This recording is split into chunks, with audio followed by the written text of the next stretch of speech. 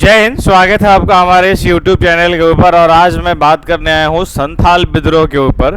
इसके ऊपर हमने आपके सामने चर्चा कर लिया था और अच्छे से चर्चा करा था, पूरे डिटेल में हमने टॉपिक को कवर करा था और आज उसके आगे की क्लासेज हम देखने वाले हैं। तो अगर आपने पिछले वीडियो को नहीं देखा है तो पहला प्रायोरिटी होगा कि उस वीडियो को जा करके एक बार आप देख लें और मैं आगे की क्लास शुरुआत करता हूँ। तो जैसा कि आप जानते हैं कि हमने यहाँ तक अपनी क्लास को कंप्लीट कर लिया था, जिसमें मुंडा विद्रोह, जमीन संबंधित अधिकारिक जो बेगारी से मुक्ति हेतु जो थे वो छोटा नागपुर के काश्तकारी कानून और 2008 में पारित हुआ, यहाँ तक हमने पढ़ लिया था।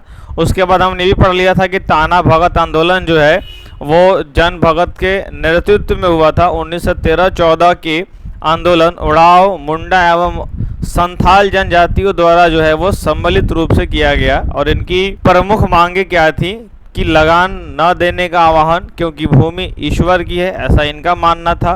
मनुष्यों की समता होनी चाहिए, स्वशासन का अधिकार। और इस आंदोलन के अन्य नेता जिसको देविया, माया और सीबू आदि इसमें थे। यहाँ तक हमने पढ़ लिया था। और आज मैं आपको थोड़ा सा एक आध विद्रोह बताने के बाद, जैसे नोनिया और बहावी के बाद, मेन हमारा आज का जो काम है वो संथाल विद्रोह को कम्प्लीटली पढ़ना है। तो आइए पहले इसके बारे में थोड़ा सा डिस्कस कर लेते हैं। इसमें एक आता है नोनिया विद्रोह। ये एक जनजातीय विद्रोह है और वो बिहार से रिलेटेड है।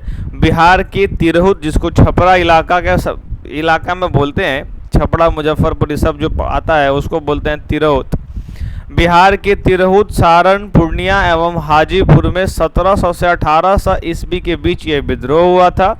और इसका मुख्य कारण जो है वो सोरा का उत्पादन का उचित मूल्य उत्पादनों का ना मिलना था और पुल के पास बिरसा की समाधि भी। बहावी आंदोलन बिहार से रिलेटेड है। बहावी से प्रीवियस ईयर क्वेश्चन में पूछा भी गया था बहावी आंदोलन के बारे में। इसका उद्देश्य सामाजिक न्याय की मांग एवं सामाजिक पुनर्गठन के साथ साथ ब्रिटिश शासन की समाप्ति करना था। तो सामाजिक सुधार, क्योंकि ये बहुत फेमस टॉपिक है, इसलिए बहावी आंदोलन से पिछले बार भी सवाल पूछा था। भारत में इस आंदोलन का नेतृत्व करता सैयद अहमद बरेलवी थे और जबकि ये बिहार में पटना के विलायत अली और इनायत अली ने इस आंदोलन का नेतृत्व किया था। ये बहावी आंदोलन समाज सुधारक था। नोनिया विद्रोह जो था वो हाजीपुर और पूर्णिया, सारण, तिरहुत में हुआ था। सोरा जो था उसका उत्पादन का उचित मूल्य ना मिलना था। ताना भगत सिंह था, सामाजिक जो यानी कि जो संथाल जनजातियों द्वारा इसको किया गया था, वहाँ पर उनके अधिकारों के ऊपर और भूमि छीनने का प्रयास जो किया गया था उसके विरोध में किया गया था इसको। और उसके बाद यहाँ से पटना इस आंदोलन का महत्वपूर्ण केंद्र जो है, यानी किसकी बात हो रही है तो बहावी की बात हो रही है। बहावी के बारे में थोड़ा सा यहाँ पर कि 1830 के दशक में बनाया गया, जिसका नेतृत्व विलायत अली, मोहम्मद हुसैन, फरहत हुसैन और इनायत अली इत्यादि ने संभाला था। लोटा विद्रोह मुजफ्फरपुर के जेल कैदियों ने करा था। किस बात के लिए करा था भाई? तो मुजफ्फरपुर जेल बंद कैदियों के बीच पीतल के लोटे के स्थान पर मिट्टी के लोटे देने का क्रम में कैदियों ने 1856 में इस विद्रोह को शुरू किया। चेरो विद्रोह 1770 में के आसपास अंग्रेजी ने पलामू के चेर शासक छत्रपति दुर्ग की मांग, परंतु छत्रपति राय ने दुर्ग समर्पण से मना कर दिया और इससे अंग्रेजी तथा चेर शासक के बीच में युद्ध हुआ और इसके दुर्ग पर अंग्रेजों पर कब्जा कर लिया गया। अब यहाँ पर जो है इस दुर्ग पर अंग्रेजों का द्वारा जो है वो कब्जा कर लिया गया। उसमें चेरो विद्रोह हुआ था, ये भी बिहार से रिलेटेड है। और यहाँ से उस वक्त बिहार जो है यानी कि पलामू उस वक्त बिहार ही था। तो 1770 की बात है और उसी के आसपास की घटना है ये, जहाँ पर जो है अंग्रेजों ने इस जगह पर जो है वो कब्जा कर लिया था। उसके बाद इसके बारे में कुछ फिर सरदारी आंदोलन आया और मेन हमारा जो आज का टॉपिक है वो है संथाल विद्रोह। संथाल विद्रोह ही हम आपको पढ़ाने के लिए आज की क्लास में आए हैं। संथाल विद्रोह हमारा शुरू से ही बहुत महत्वपूर्ण टॉपिक रहा है। ब्रिटिश सरकार के विरुद्ध हुए जनजातीय संघर्ष में संथाल विद्रोह, जिसको 1855 से 56 सर्वाधिक सशक्त विद्रोह था। यह विद्रोह भागलपुर से राजमहल के बीच जो दासन एक कोह नाम से प्रसिद्ध था। दासन एक कोह नाम से इसको प्रसिद्ध किया गया था और ये जनजातियों का संघर्ष है जो कि उन्होंने अंग्रेजों के खिलाफ झेला है। इस विद्रोह का मूल कारण ब्रिटिश शासन तथा उसके समर्थक वहां जो जमींदारों और साहूकारों तथा स्थानीय अधिकारों द्वारा आदिवासी सामाजिक, आर्थिक और प्रशासनिक एवं सांस्कृतिक जीवन में किया जा रहा हस्तक्षेप था।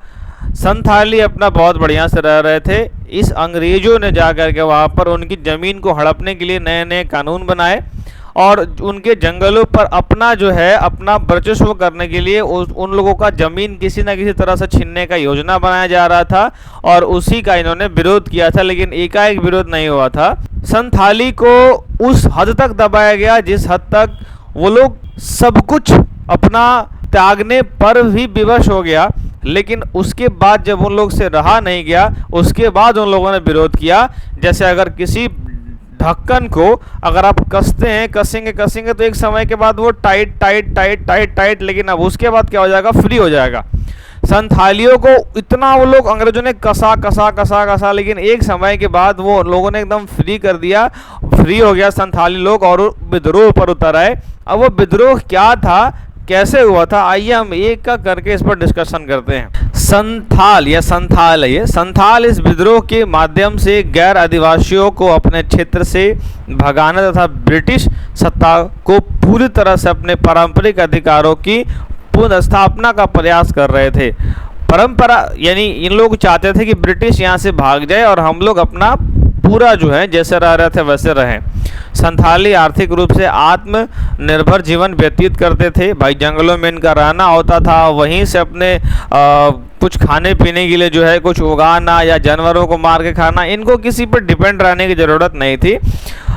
इनके जीवन यापन का मुख्य आधार कृषि था और साथ साथ में बीच में झूम खेती का प्रचलन था। इसके तहत जंगल को साफ करके खेती की जाती थी। जंगल में रहते थे संथाली और वहाँ पर इनका मूल काम कृषि और साथ साथ में उनको जो है जंगल साफ करके अपना खेती कर लेते थे। ये प्रॉब्लम था, ये इनका काम था और इसे ईंधन और पशुओं के लिए चारा भी प्राप्त हो जाता था। जो मवेशी रखे थे उसके लिए भी हो गया और अपनी भूमि से भावनात्मक लगाव था इन लोगों को। जाहिर सी बात है, जहाँ जो रहेगा वहाँ उसकी भूमि से भावनात्मक लगाव हो जाएगी। अब भूमि, वहाँ की भूमि ही उन लोगों का पालन पोषण कर रही है, तो भूमि से लगाव होना एक नॉर्मल बात है। अंग्रेजों के आगमन से इन पारंपरिक भूमि व्यवस्था पर नुकसान पहुंचाया गया, क्योंकि अंग्रेज चाहते थे कि उन लोगों का ज़मीन हम हड़प लें और वहां पर अपनी फैक्ट्री खोलें, रेलवे निकालें और भी बहुत कुछ करें। मतलब जंगल इन लोगों को अपना हथियारा अपना इन लोग समझ गया और सरकार द्वारा इस पर भू स्वामित्व की नई पद्धति लाई गई, जिसे जमींदारी प्रथा भी कहा जाता है। अब जमींदारी प्रथा के नाम से जो जाना जाता है वो ऐसा नियम था जिस पर कि सरकार जो है वो ज़मीनों पर जो है वो कब्जा करेगी, ऐसा नीति लाई गई। इस पद्धति के अंतर्गत सामूहिक रूप से लगान अदा करने की बजाय वो प्रत्येक संथाली व्यक्ति से लगान अदायगी के लिए उत्तरदायी बनाया गया। पहले क्या होता था, उसके पहले कि भाई एक पूरी कम्युनिटी है और संथाल पूरी एक ग्रुप है और वो पूरी संथाल ग्रुप जो है एक पार्टिकुलर एरिया के बदले में कुछ लगान दे रही है।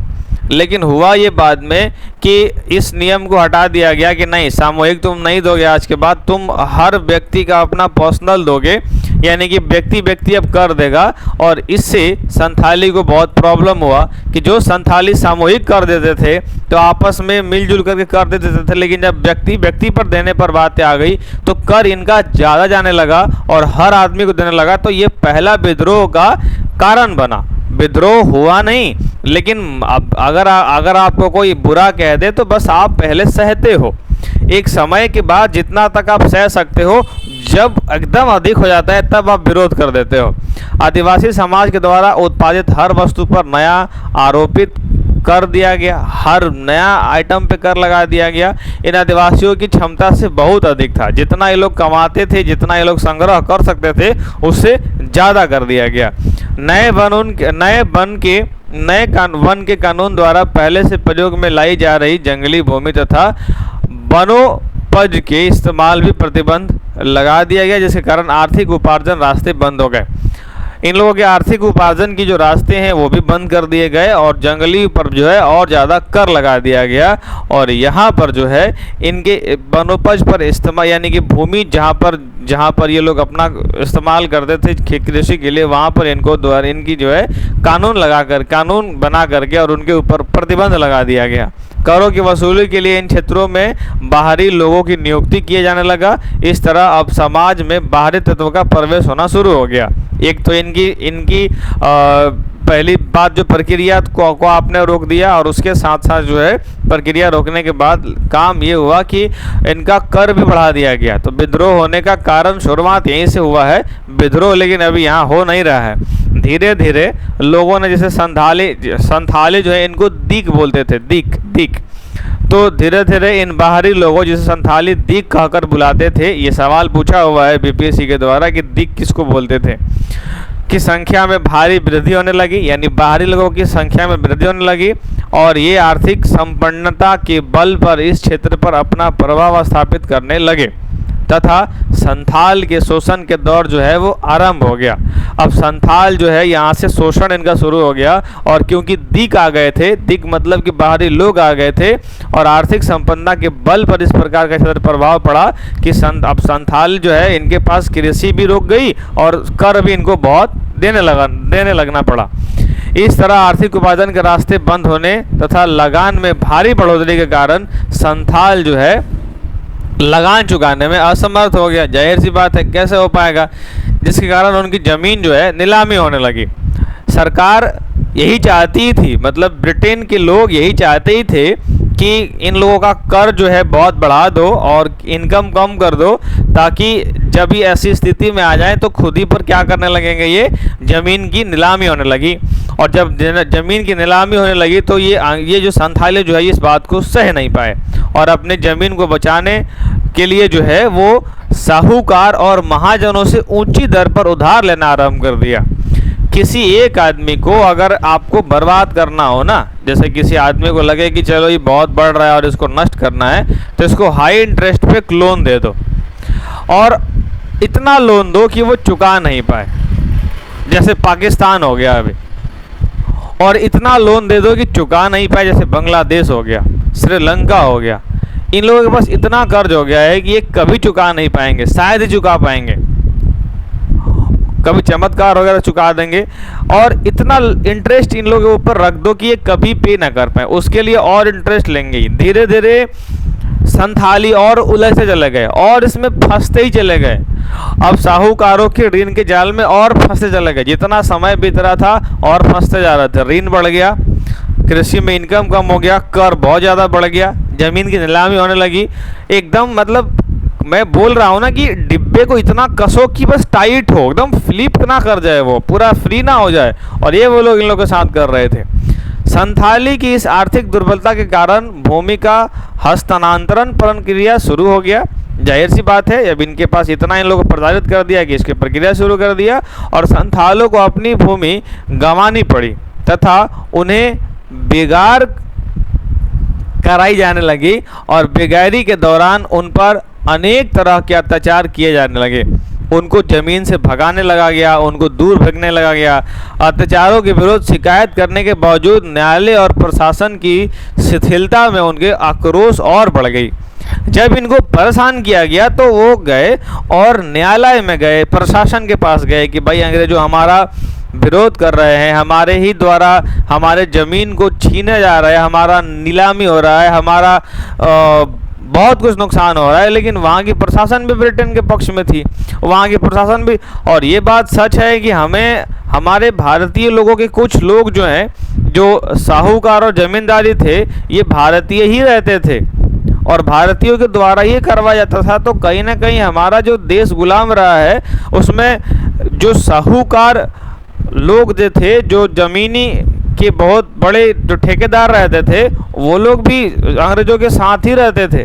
यहाँ तक कि अगर आप बात करोगे तो दरभंगा के राजा भी अंग्रेज़ों के पक्ष में रहे हैं, दरभंगा के राजा अंग्रेज़ों के पक्ष में रहे हैं। अब इससे ज़्यादा क्या ही मैं बोलूँगा। इसके आक्रोश में भी बढ़ने का कार्य किया। अंग्रेज़ों के आगमन से पूर्व संथाल धार्मिक रूप से स्वतंत्रता की स्थिति में थे और अपने धार्मिक अनुष्ठानों के लिए अपने बीच से ही पुरोहित का चुनाव करते थे। भाई संथाली धार्मिक रूप से स्वतंत्रता की स्थिति में थे। स्वतंत्रता मतलब कि वो अपना ही सब कुछ, अपना नियम बनाते थे, अपना कल्चर बनाते थे, सब कुछ अपना करते थे। उनका पुरोहित भी उनके अपने अनुसार होता था और पूर्वजों एवं भगवान में उनका संबंध स्थापित करते थे, जो उनका हेड होता था।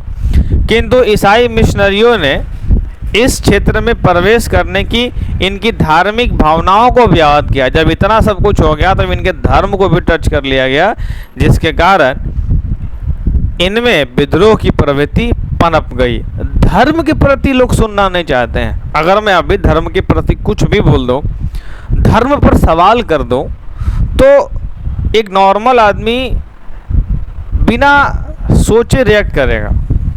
धर्म पे ऊपर जब बात आती है तो फिर लोग रुकता नहीं है। धर्म पे बात आ गई थी, अब जमीन हड़प लिया, कर्ज हो गया, लेकिन धर्म पे बात आ गई थी। अब देखो क्या हुआ। साथ ही सामाजिक एवं राजनीतिक ढांचे में अंग्रेजों के द्वारा किए गए हस्तक्षेप इनके आक्रोश को बढ़ा दिया और संथाल का अपना राजनीतिक ढांचा भी था, जिसको ये लोग परहा पंचायत के द्वारा सारे क्षेत्रों में उनके प्रतिनिधियों द्वारा शासन किया जाता था। 1854 के आते आते आदिवासियों में असंतोष की तीव्रता और बढ़ने लगी और इस क्रम में भागलपुर से वर्धमान तक जब रेल का निर्माण हो रहा था, उसी रेल में इन लोगों ने चाहा कि मैं जमीन ले लूं संथालियों का, और यहीं से बात गड़बड़ हो गई। बनी परियोजना में संथाल को बेगार करने पर मजबूर कर दिया गया तथा इनकार की स्थिति में कठोर यातनाएं दी गई। इस घटना के विरोध में 30 जून 1855 को झारखंड साहिबगंज जिले में स्थित भोगनाडीहा गांव में 400 लोगों के करीब 10,000 से अधिक संथाल प्रतिनिधि इकट्ठा हो गए और विद्रोह का निर्णय लिया। धर्म और जमीन, रेलवे निकालने के लिए दोनों ही अंग्रेजों के द्वारा इतना प्रताड़ित उनको कर दिया गया कि अब अंग्रेजों के द्वारा ये सब सहना संथालियों के द्वारा सहना ये सब असंभव था। मैं आशा करता हूँ कि संथाली की जो क्लास मैं ले रहा हूँ, संथालियों के जो बारे में मैं आपको बता रहा हूँ, वो आपको समझ में आ रहा होगा। और लिटरली मैं अपने लिए मैं आपके लिए इसको 3, 4, 5 बार पढ़ता हूँ, पहले पीपीटी बनवाता हूँ, फिर आपके सामने आता हूँ। तो इतना मेहनत करने के बाद अगर आपको एक इसका अगर मैं 40% या 50% भी समझा दिया ना, तो मेरा काम तो हो गया। मैं एक बहुत नॉर्मल सा व्यक्ति हूँ, लेकिन अगर मैंने 40% भी समझा दिया तो ये मेरा सौभाग्य होगा कि मैं 40% भी आपको इसके बारे में मैं समझा पाया। बाकी आप 60% खुद को रिवाइज करके पढ़ लेंगे। हालांकि ऐसा होगा नहीं, जहाँ तक मैं उम्मीद करता हूँ कि आपको ये 70 से 80% तो समझ में आ ही जाएगा। अगर आप पूरी तरह से, जैसे हम कई बार होता है कि वीडियो देख रहे हैं लेकिन हमारा ध्यान कहीं और चला गया है, हम सोच रहे हैं कि सब्जी क्या लाएंगे, शाम में क्या बनेगा, नेनुआ बनेगा, आलू बनेगा, और वीडियो सामने देख रहे हैं, या सोच रहे हैं कि कई बार हमारा ध्यान भटक जाता है। अगर ऐसा आप नहीं कर रहे हैं तो आपको ये 100% में से 80% समझ में आ जाएगा, 20% आप रिवीजन कर लेंगे। लेकिन मैं अगर 40% भी आपको समझा पाया तो मैं अपने आप को लकी मानता हूँ। इस बैठक में अपने शोषण से मुक्ति हेतु गैर आदिवासियों को भगाने और ब्रिटिश शासन को समाप्त कर सतियों के समान न्यायालय एवं धर्म राज स्थापित करने का संकल्प लिया गया। सिद्ध तथा कान्हो, 2 व्यक्तियों का नाम याद रखिएगा, इस विद्रोह का नेतृत्व वो संभाला और संथाल को स्वराज दिलाने का वादा किया। उन्होंने कृषि कर के लिए नया मापदंड एवं ब्याज की संशोधित दर की रूपरेखा प्रस्तुत तथा अपने आप वहां का सूमा गवर्नर घोषित कर दिया गया। उन्होंने कहा, ठाकुर जी ने उन्हें एक निर्देश दिया कि आज़ादी के लिए हथियार उठा लो। ये उनकी लाइन है। और आदिवासी समाज को इस विद्रोह हेतु तैयार करने के लिए जुलूस, ढोल, नगाड़े का प्रयोग करके आह्वान किया गया। अंग्रेजों ने जब इनको प्रताड़ित किया तो संथालियों ने क्या किया, जुलूस निकाला, ढोल लगाए, नगाड़े निकाले कि भाई, क्योंकि उस वक्त यही सब प्रक्रिया थी अपनी बात को रखने का। शीघ्र ही लगभग 60,000 संथाली जमा हो गए और विद्रोह के पहले चरण में जमींदारों, महाजनों तथा पुलिस अफसरों पर हमला करना शुरू कर दिया। एकदम से बहुत जब परेशान हो गए संथाली तो हमला करना शुरू कर दिया और ब्रिटिश शासन के सभी प्रतीकों का निशाना बनाया गया। संथाली इस संगठित विद्रोह को दबाने के लिए सेना का सहारा लिया गया। हालांकि आरंभ में गैर बराबरी के इस संघर्ष में एक तरफ आधुनिकता हथियार से लैस थी और दूसरी तरफ पत्थर, भाले, तलवार, तीर, धनुष आदि जूझते संथाली। अब भाई एक बात बताओ, जिसके पास हथियार मजबूत रहेंगे और एक अपने पारंपरिक हथियार से चल रहा है, तीर से, भाला से, पत्थर से, तो जाहिर सी बात है कि यहाँ पर थोड़ी कमजोरी दिखेगी संथालियों की और संथालियों को जो है कुचल दिया गया अंग्रेजों के द्वारा, क्योंकि उनके पास आधुनिक हथियार थे और उसका उपयोग करके पूरे समय महिला भी थे इसके अंदर में। और अंग्रेजों ने कभी भी महिलाओं को छोड़ा नहीं, महिलाओं, पुरुष महिला दोनों को साथ साथ इन्होंने मारना शुरू किया। और स्थिति में नज़ाकत को समझते हुए ब्रिटिश प्रशासन ने शांतिपूर्ण से ढंग से समस्या का समाधान करने के लिए अपने उच्च अधिकारियों को भेजा। देखो यहाँ पर ऐसा हुआ कि यहाँ पर क्योंकि संख्या बहुत ज़्यादा थी तो शांतिपूर्वक बात हो गई, लेकिन शांतिपूर्वक हुई नहीं। जब आगे देखोगे ना मैं आपको बताऊंगा कि कैसे इनको कुचला गया था। अभी रिलैक्स रहो, अब एक लाइन पढ़ के पूरे इतिहास का अंदाजा मत लगा लो कि भाई मास्टर गलत बोल दिया, सही बोल दिया। अभी रुको, यहाँ पर जब बहुत लोगों ने देखा कि भाई संथालियों की भीड़ बहुत ज़्यादा है तो इन्होंने कहा कि ठीक है रुको, पहले शांतिपूर्ण ढंग से समस्या का समाधान करते हैं। किंतु इस समय संथालियों का आक्रोश अपनी चरम सीमा पर था और संथाली विरोधी जो है इससे अंग्रेजी सत्ता का नामो निशान मिटाने पर उतर आए थे।